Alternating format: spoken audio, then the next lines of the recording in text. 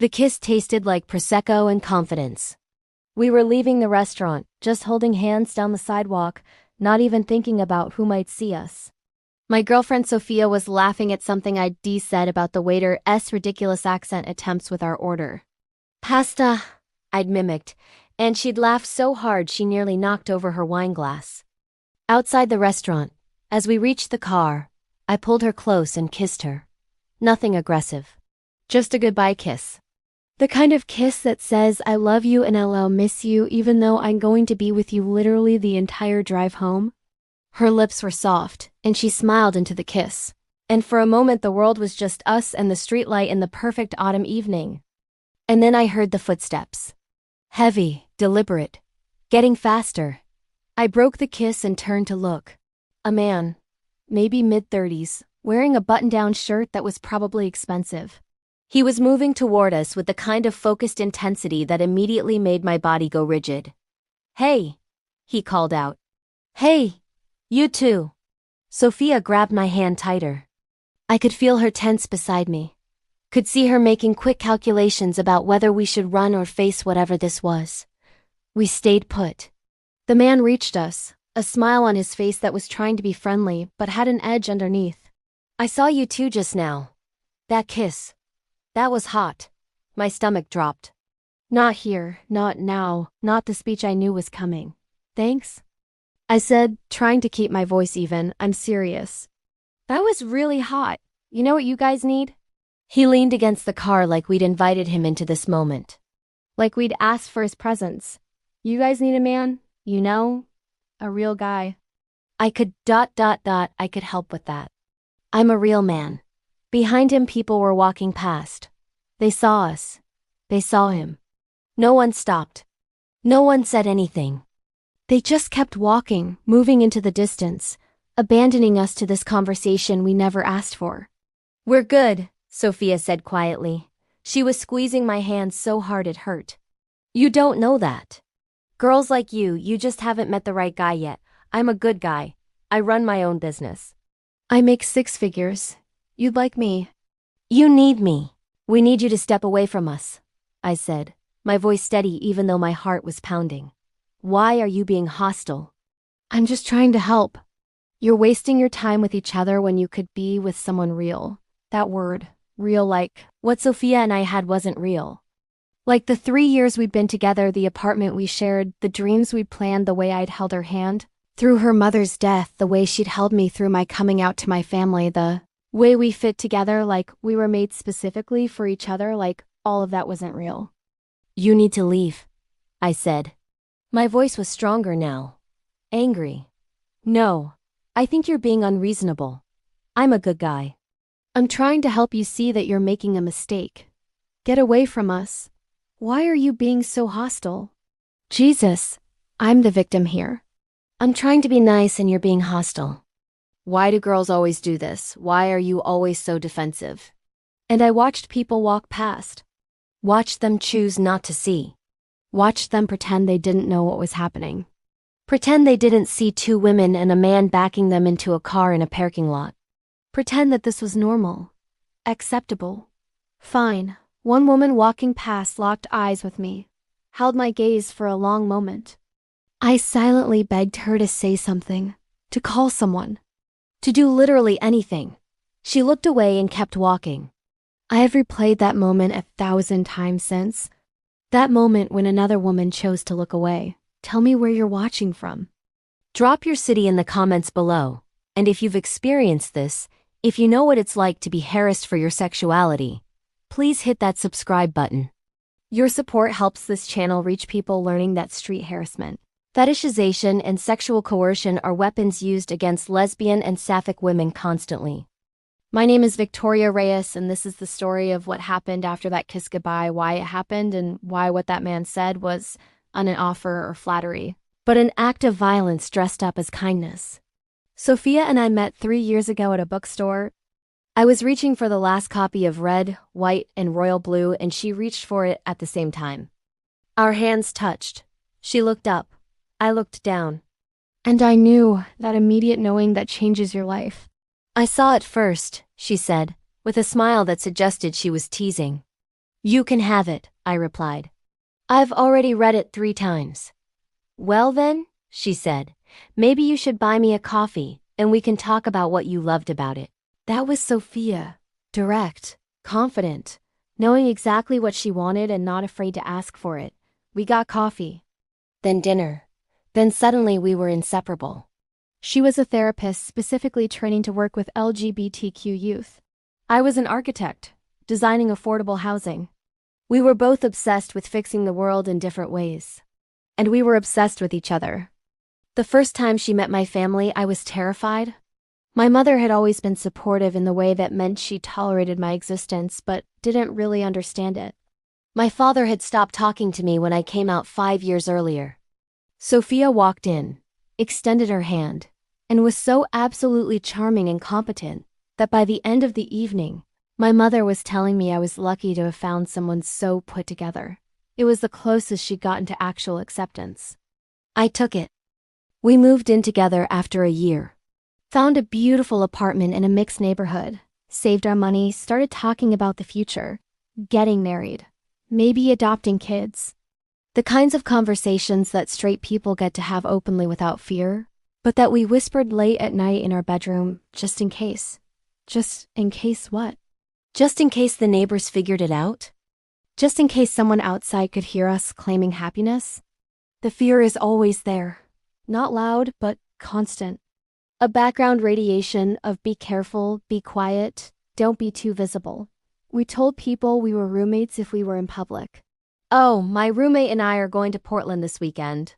My roommate really likes that restaurant. We created this fiction where Sophia was just someone I lived with, shared a bed with, went to every doctor's appointment with, held through heartbreak, built a life with, but just someone I lived with. We became expert at the performance of straightness. Learned to hold hands in the car, but not on the street. Learned to let hands drop when strangers approached. Learned that our love, our commitment, our complete devotion to each other had to be conducted privately or risk harassment. Or worse, 3 years we did this. 3 years of erasing pieces of ourselves to be safe. And then one night, Sophia was having a particularly hard day. She'd had a 17-year-old client try to kill herself because her parents found out she was gay. The girl survived, but barely. Sophia came home that evening and just sat on the couch, not moving, not speaking.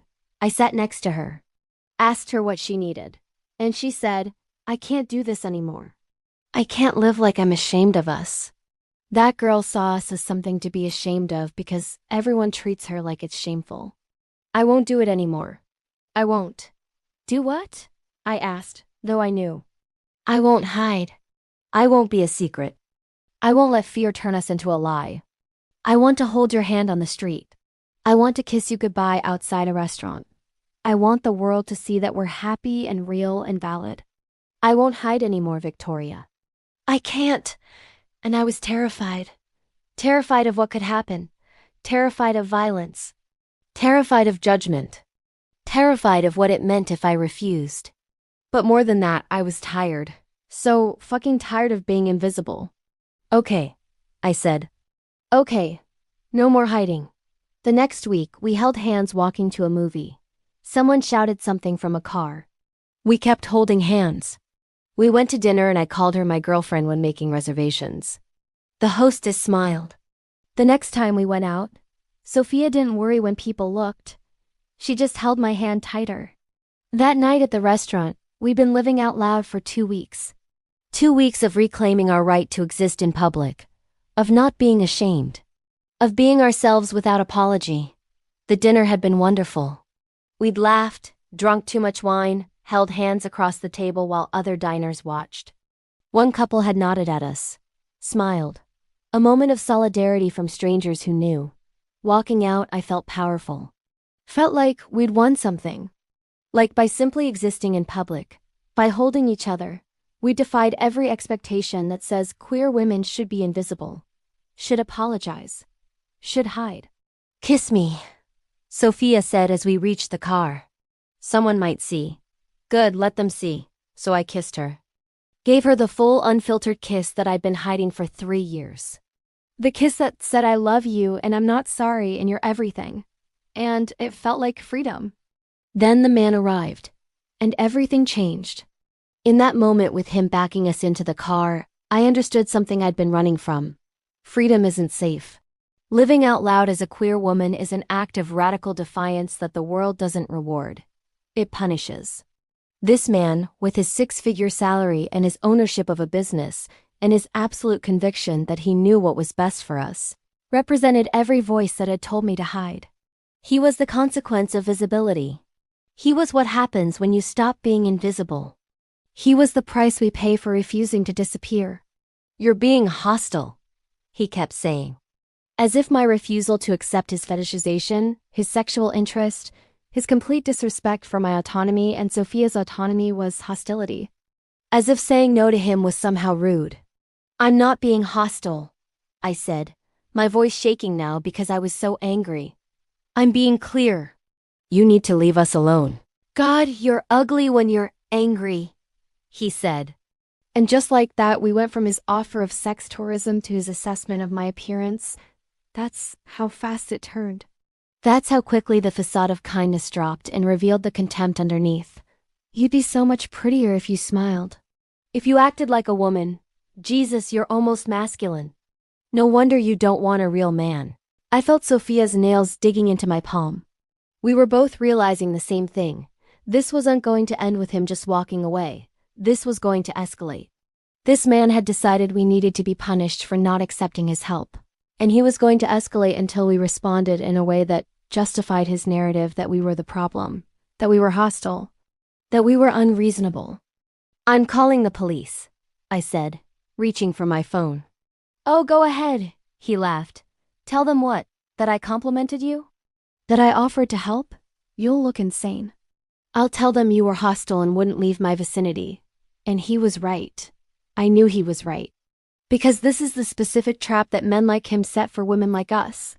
We report the harassment and we're overreacting. We can't take a compliment. We're being hostile.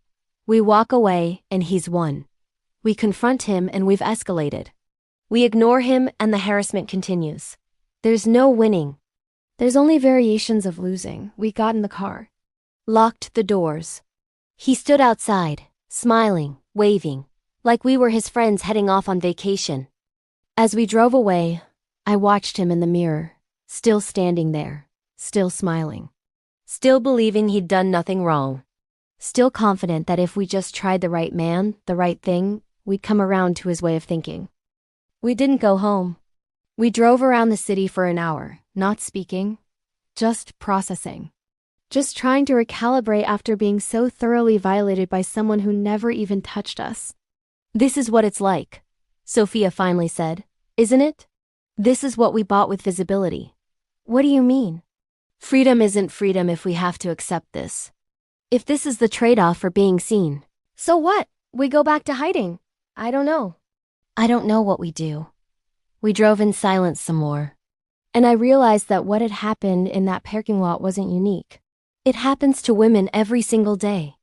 Lesbian women, bisexual women, queer women. We're told that men will fix us. That we just haven't met the right guy.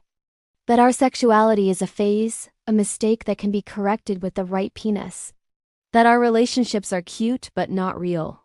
That our love isn't valid because it doesn't have a man in it. And when we refuse that narrative, we're not being protected or pitied. We're being hunted. That night led to a lot of conversations between Sophia and me. About safety. About visibility. About the very real threat that exists for women who claim public space, public love, public gayness. We didn't go back to hiding. But we got smarter. We looked around before kissing. We avoided certain neighborhoods. We changed what we wore in public, which is so fucked up because I had to change my clothes so I wouldn't be a target, so I wouldn't provoke harassment. We downloaded the Uber app and stopped taking the public train. We bought a car with tinted windows. We modified our lives around the threat of violence from men who felt entitled to our time, our bodies, our sexuality, our reform. I reported the incident to the restaurant. They said they couldn't identify the man and there wasn't much they could do. I filed a police report. The officer taking the statement asked what he'd done. I explained the harassment. "Did he touch you?" "No, but then it's not illegal. It's just rude." Just rude. Like being sexually harassed, being fetishized, being told by a stranger that our entire relationship is a mistake that needs correcting, like that's just a courtesy issue. Like I should have better manners. 3 months after the restaurant, Sophia and I were at a pride festival. Walking around, holding hands, feeling genuinely safe for the first time in months because we were surrounded by other queer people. We saw a woman having a conversation with a group of men who clearly weren't gay. She was telling them about her girlfriend. And one of the men said, "But have you tried being with a real man?" And I saw the exact moment that her face closed off. The exact moment she decided the risk of visibility wasn't worth it. She reached down and took her girlfriend's hand, and they walked away quietly. I recognized myself in her choice. We're still together, Sophia and me. Still living in the same apartment. Still showing up for each other. But we're quieter now. More cautious. We hold hands in the car, not on the street. We've gone back to calling each other roommates in public, though we don't live with anyone else. We've accepted that visibility has a price and we can't afford to pay it all the time. Some days we can. Some days we can't. Some days the threat of harassment and violence and unwanted male intervention is too high, and we choose invisibility. What happened in that parking lot wasn't an isolated incident. It happens to queer women constantly. We're harassed. We're fetishized. We're told that our love is a phase. We're assured that we just haven't met the right man. And when we refuse to accept that narrative, we're treated as though we're the problem, as though we're hostile, as though we're the unreasonable ones. And society supports this. Watches it happen, does nothing. That woman who looked me in the eyes in the parking lot, she knew what was happening. And she chose not to intervene. That's not an indictment of her. It's an indictment of all of us for creating a world where two women kissing goodbye at a restaurant is a threat that deserves harassment. If you've been harassed for your sexuality, if you've been fetishized, if you've been told you just need the right man, if you know what it's like to make yourself smaller to be safe, I want to hear your story. Tell me in the comments where you're watching from, and please subscribe to help these stories reach people learning that street harassment isn't a compliment, it's an act of violence. And visibility without safety is just exposure. Thank you for being here. Thank you for listening. Thank you for understanding that we deserve to kiss our girlfriends goodbye without being punished for it.